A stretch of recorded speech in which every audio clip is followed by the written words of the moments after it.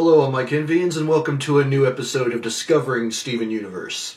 If I look and sound a little bit different today, it's because I am currently on my 4th or 5th day of having a flu, and I'm finally feeling like death. I'm not at death's clutches, but yeah, I apologize. I haven't really felt up to recording at all since the last one I posted, which was, what was that? It was the one with Kevin Party. Yeah, Sadie Killer and Kevin Party, that's what it was. So yeah, today I'm going to be watching Lars of the Stars and Jungle Moon. And again, just to remind you, if it looks like I'm concentrating a little bit too hard, or I just seem like I'm a little bit out of it, you know why. It's because I'm sick. But I will be doing my best to remember as much as I can, and also remembering to write down my notes as much as possible. And you may also see me drinking Pedialyte, because it keeps me hydrated much more than pretty much anything else. And I need that hydration. So, let's go ahead and get into Lars of the Stars and see what Lars has been up to. In 3, 2, 1, go.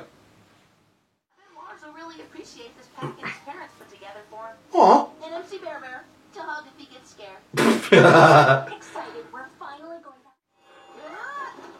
Steven? Hi. Lars? Hi. Over. I got you now, you miserable off-colors. Hi. You'll never take us alive, Emerald. What is going on? Good question. I'm having a vision. Ship without Lars. He can slip past all the scanners undetected. Her name is Connie. And in a couple of space cruises later, we're finally on a course. Believe this. How's she having such a good time without me? Oh, Lars. You know I died out here? Of course she does. It should be me. I'm the one that should be hanging out with the cool kids. Oh my God. Back at me for everything I've done. Do you really think, Sadie? And look at you. Steven said you'd be hiding in some cave on Homeworld, but you're not. You're out here fighting for freedom with all your new friends in tow. Yes. Are you doing any of this to hurt Sadie? Twins, what's our status? Our weapons and shields have been knocked offline, but otherwise, we're fine. We're still alive. You love this ship. It's your best friend. You'd rather let it get away than destroy it. Wow, Lars, I missed you. Take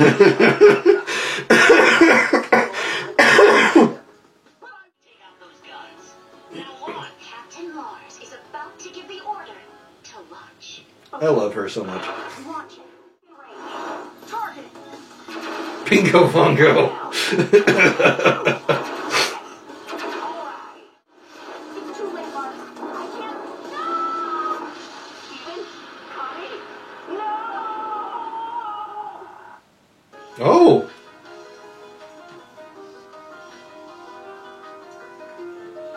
Oh! Well then. Okay. So Lars of the Stars. I mean, I knew we were going to get caught back up with Lars, but I didn't expect this at all. Apparently, one thing that was kind of pointed out to me, if they said who, I can't remember the name, but like Lars' outfit is representative of, I think like this one captain from an anime, or it's like, because I had seen his outfit before, but I mean, I didn't know the context, so that's really cool. that is awesome to see, honestly. But as a whole, this was a really cool episode. Just seeing how far like Lars and the Off-Colors have come in. I mean, it feels like a short amount of time because of, you know, the speed at which I've been watching, but yeah, I know that in the span of the show, I want to say at least a month has passed, which, you know, is plenty of time for things to happen on Earth, but also for Lars and the Off-Colors. And just the whole setup of the crew, it seems just kind of perfect, really. Like, all of the characters seem to fit into their roles really well, including Perida Priest. Oh god, I cannot remember her name to save my life, but the adorable one.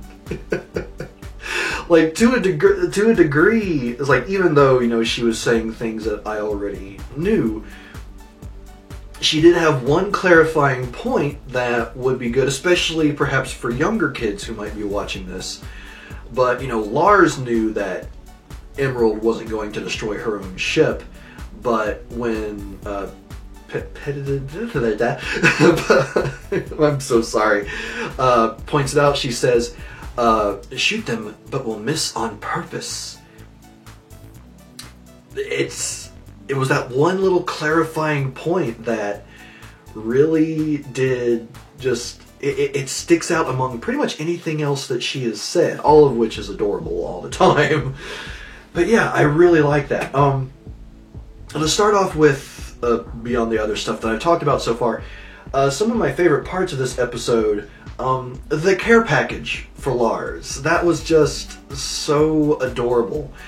Just the skull gauges in his ears, a clean pair of jeans, which I can imagine. I mean, I can only assume that most gyms don't have actual clothes, so he wouldn't really have anywhere to get them from.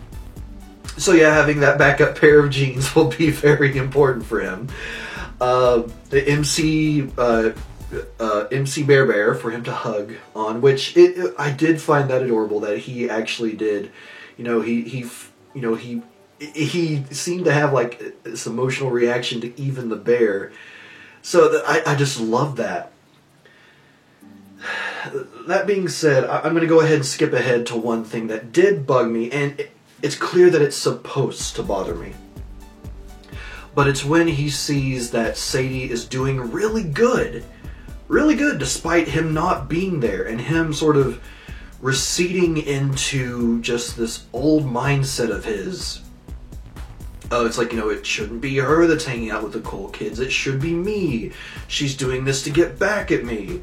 And obviously, it's like, you know, they transpire through what's occurring there in the segment of just, or in the course of just a few minutes, thankfully. It's like, you know, it's sort of a relapse, which can happen to anybody when they've, you know, gone through a lot in their life, or whenever they've gone through any significant changes. Something that reminds you of the past, or something that reminds you of something you wanted so badly.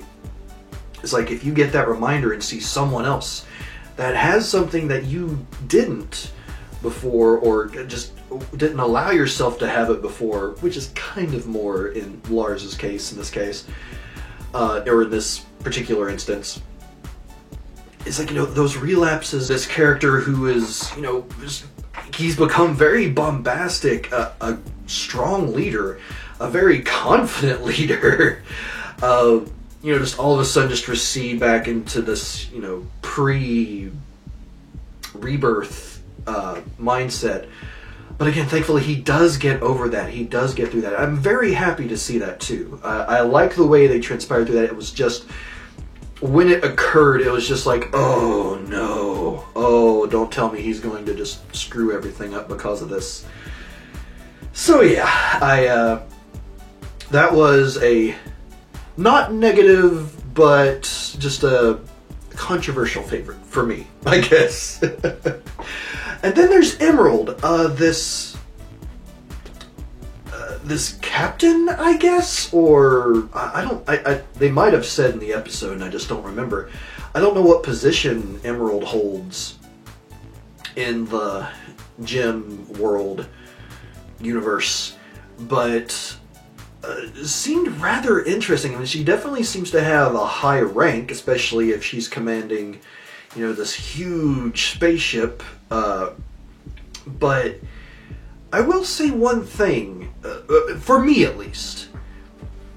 The voice didn't seem to match her entirely.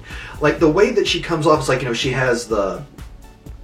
her gem is over her eye, which sort of, you know, resembles like a eye patch, like for a pirate in this case, almost. And then she has one, it may be two, I can't remember exactly, but at least one fang. And at least in my experience, like whether it's in anime or other things, there's a particular kind of voice that kind of goes along with those characters. Something maybe a little bit more high-pitched, or something just a bit more aggressive. And the voice actor for Emerald didn't seem to have that edge to them. So, and again, maybe that's just my personal prejudice, as far as, you know, just comparing characters that sort of resemble her to ones I've experienced in the past. I don't know, but that was just something that sort of seemed just a little bit off for me. That aside, Emerald seems like an interesting character. Be interested to see if we ever see more of her beyond this episode. Maybe, maybe not. Depends on whether or not we see more of Lars and the Off-Colors, I guess. And I was like, you know, being a captain of the crew and like apparently becoming infamous in the gym world as Lars and the Off-Colors.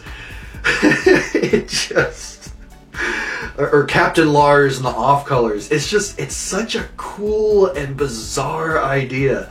I just absolutely love it. And yeah, again, I hope in space, you know, Steven and Stevonnie rather, they've fallen to this planet, or based on the name of the episode, a jungle moon. And I mean, I guess I'll say, hopefully we see more of them. Another thing that I really liked, Bingo Bongo. Just something that started out as just a hugely cringeworthy moment for Lars when he said it to Buck, of which Buck ended up loving it. And I can't remember exactly what Buck said. It's like, you know, when he said it to the other cool kids, I feel like, I don't know, maybe what he said was sort of a kind of foreshadowing. I feel like he may have said, it's like, you know, so out of this world or something like that. But the fact that Bingo Bongo is now Lars' catchphrase is astonishing to me. And it's a matter of, again, how much his character has changed, despite, you know, some pullbacks this episode. How much his character has changed and evolved. That's something that gave him such pain to just hear himself say before is all of a sudden his catchphrase, and he says it mockingly to their enemies. And oh, I love it. I absolutely love that. One of the things when it came to the point where Lars was again receding into his old mindset and just mentally crippling himself basically because of seeing Sadie happy without him and being happy with the cool kids, or Connie. I'm pretty sure it was Steven though. But basically what they said, and this is definitely, and it's so true. It's so true. Life goes on no matter what happens. I mean, sometimes for the better, sometimes for the worse, but life goes on. And of course they expanded on that as they, you know, helped Lars get out of his little funk there at that point. So yeah, I really, really like the way they went about that, without a doubt. And then finally, the Star Skipper. And I don't know if there's anything in particular that the Star Skipper was a reference to. I mean, clearly, like, the insides were made to be sort of like a car, maybe even like a video game or arcade type car. But I don't know if there was supposed to be any references as far as the body of the ship was supposed to be like or what, but it was a pretty sweet little ship. And I don't know, hopefully they're able to salvage it after crashing to the planet or the jungle moon. I have to wait and see about that. But yeah, I'm ready to get into Jungle Moon and see what is going to happen with I was about to say Lars and Sadie, but what's going to happen with Steven and Connie / Stevani if they stay fused together when they crash. But only one way to find out, and that is for me to stop talking and to begin the episode. So 3, 2, 1, go. What is wrong with you, Ship? Oh, pretty much everything. Well, Hi. okay, we're fine. I'm fine. Bring it up, and Lars will pick us right up. Oh, hi. An alien. Kind of looks like a Pokemon.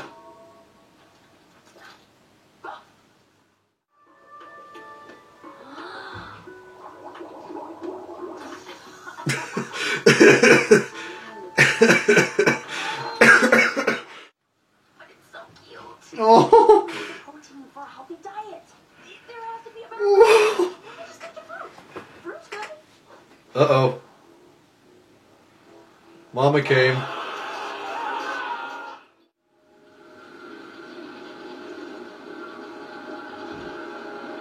There'll be no more. No. I will not repeat myself. That's not her mom's voice. Mom!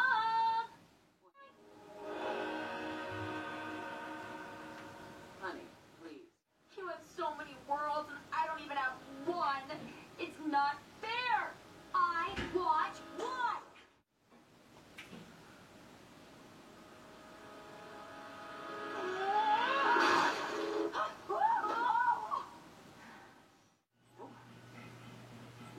Ooh, yikes.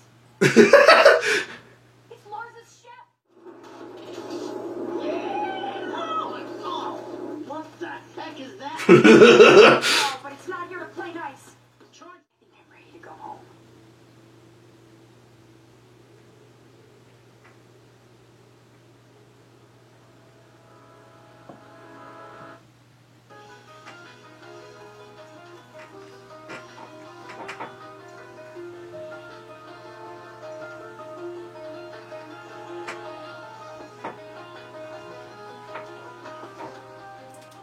Okay, yeah, I gotta admit that that music's pretty freaking sweet. I really do like it. Oh, okay. So, well, I have come to a decision on something. Excuse me. That I'll mention after I go over this episode as a whole. But wow. Wow.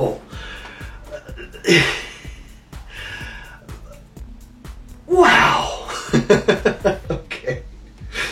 So, yeah, this episode pointed out so many things and brought so many things to light. And as far as me coming up with a theory has introduced potential possibilities for a theory that I've been working on and just haven't had a chance to record because I've been sick. But, I guess to start off with, I think one of the best ways to start this off was when they were trying to figure out what was wrong with the ship, and then it gives them that warning thing, and I expected them to say, "Oh, we can't understand this at all because it's in a gem language." However, it pretty much it came down to, oh, pretty much everything. So yeah, that was well put. I will say the beginning of the episode seems a bit off to me, if only because there seems to be a disconnect. Moon. Like, it looks like Lars of the Stars. Like, it seems at that point that Lars has already identified that, they're crashing and they're flying away to some degree. And it looked like they were flying toward a relatively large or close landmass. I could be wrong in that. But then with Jungle Moon, it's like where they crash, or when they started crashing, it's like, you know, they fill Lars in that they're crashing, and I don't know, it's just, again, it seems like there's that disconnect there between the two episodes, and maybe where they crashed was in fact not the seemingly large planetary landmass that it looked like they were at at the end of Lars of the Stars. Whew, I apologize. Apparently I've been talking too much. Ugh. Which does possibly cut into one of my plans. But anyway, one of the first things that jumped out to me, before it was even really pointed out in the show, was when we see that the planet, or, well, if it's a jungle moon, then the planet that this moon is revolving around, the hollowed out planet, the former colony. And it's, I mean, I can only imagine it had been ages since that colony had been used or even lived on. So the image that Peridot had shown, that of like the future plans for Earth, had things gone according to plan and it could have been great, was that there seemed to be like still activity there. It still seemed like there were things going on at that phase on that embodiment, or like in that future version of Earth. But like that planet was just dead. Like you could call it a former colony, but it looked like a hollowed out planet, just flat out hollowed out. And it's a disturbing thing to see when you really get the full picture of it. Especially with, you know, basically all those colonies, it's like they're built to produce new gems, and they really just suck the life out of whatever planet that they're on, which is just a terrifying concept. My next favorite part of the episode was, at first I just wrote down alien thing. The alien that pops out of the bush and attacks Stevonnie. That was interesting, but then we get all like the others that they ran into, including what I have dubbed as Egg and Mama.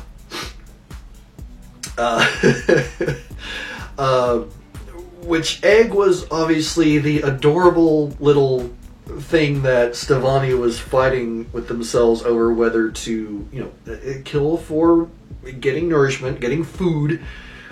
But it's so cute, I can't. And I really do wonder. I feel like it might have been Steven that was more on the no, we can't side. And then Connie was thinking more along the lines of, no, we need it so we can survive. I mean, let me know if you think differently on that, but I really think that that's probably the most likely situation where Steven just couldn't bring himself to do it because it's so cute. And then Mama comes along, and holy crap, Mama is fairly terrifying. Like, terrifying and yet strangely nonplussed when getting fired upon when it was trying to go for Stevonnie at the base. But then when it runs away, it's just kind of like, it turns into an umbrella almost and just kind of floats away. It's like, whatever. It was just so weird. Oh, well, one thing about Stevonnie that this pointed out that I thought about it, in that it's possible for them to grow facial hair. I mean, it's there, obviously. It's a thing. I just hadn't considered it something that they would be able to do. I thought maybe it would be more of a gym thing to where, you know, whatever hair they have at the time is what constructs the hair that, you know, that the form of Stevonnie takes on. Which was shown through, you know, the very extra curly hair, but also it took on the form of Connie's new hairdo.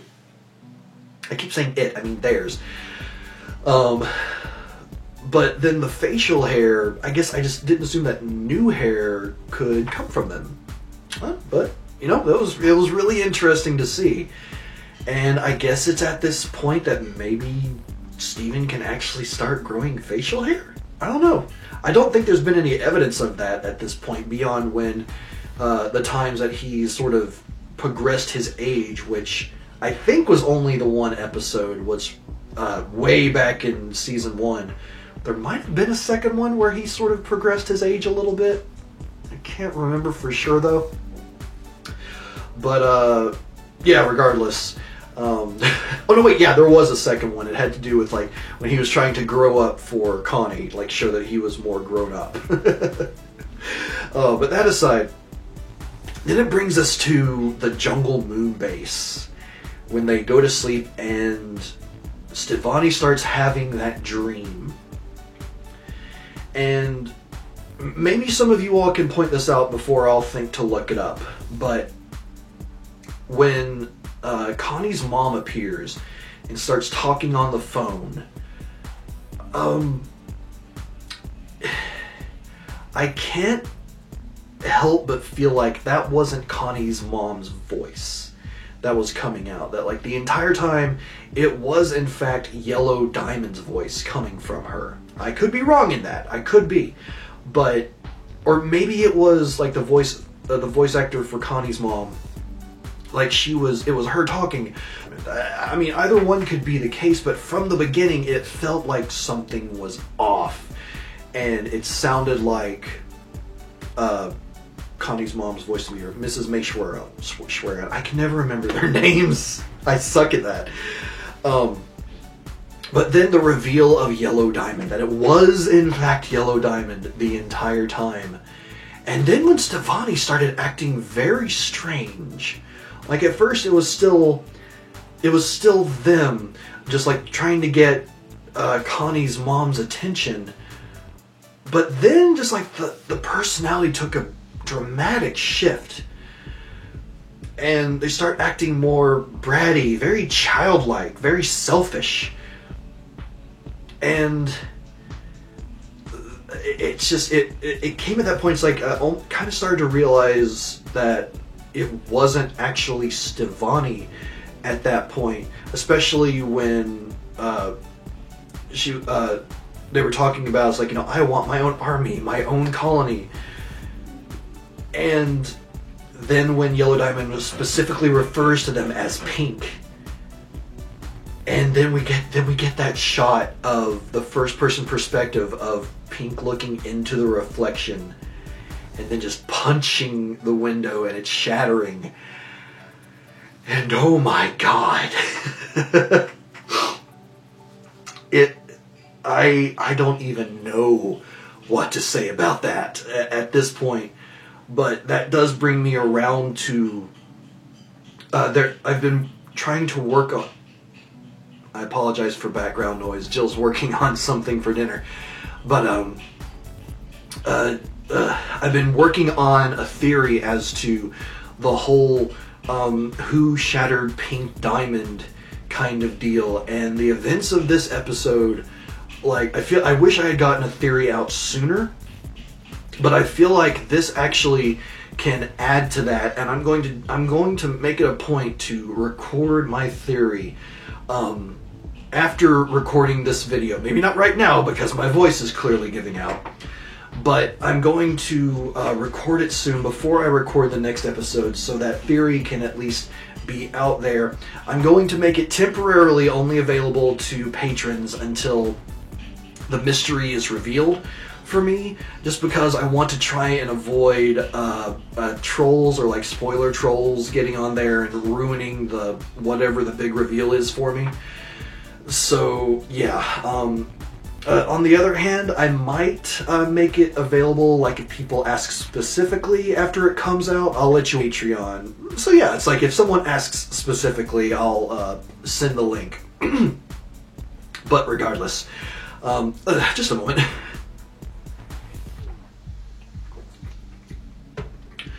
Whew, this is pushing me more than I thought it would. But yeah, this episode as a whole was just mind-blowing, and it brings to mind so many questions, so many possibilities that I can bring to that theory, that I'm really excited to record it and get it out to you all. And again, I'm going to make it a point to where I am going to record that before I do any more of these episodes, just because if I don't, I'll forget about it, or I won't forget about it, but I'll push it aside, and by the time I actually make the theory video, it'll be revealed. So yeah. But yeah, Lars of the Stars and Jungle Moon. This has been an awesome two-parter. Everyone, thank you so much for being here. I'm really looking forward to hearing your thoughts in the comments down below. A lot of background noise. But yeah, looking forward to hearing your thoughts on these episodes, your thoughts on what I've had to say. Again, I apologize if I'm off more than usual. It's a little bit hard, you know, when you're not feeling good. But I'm very much looking forward to hearing what you all have to say, and also looking forward to getting into the next episodes, Your Mother and Mine, and The Big Show. And Your Mother and Mine. Something having to do with Rose, maybe? And then The Big Show, maybe we get to see a concert of Sadie Killer and the... Oh, I forgot to write down their name. Sadie Killer and the Cool Kids. / whatever their actual name is.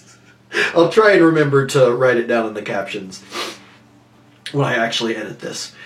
But yeah, those are my thoughts on what might be coming. But I'm going to leave it there so I can shut up and get rehydrated, and maybe if I feel up to it, record that theory video tonight.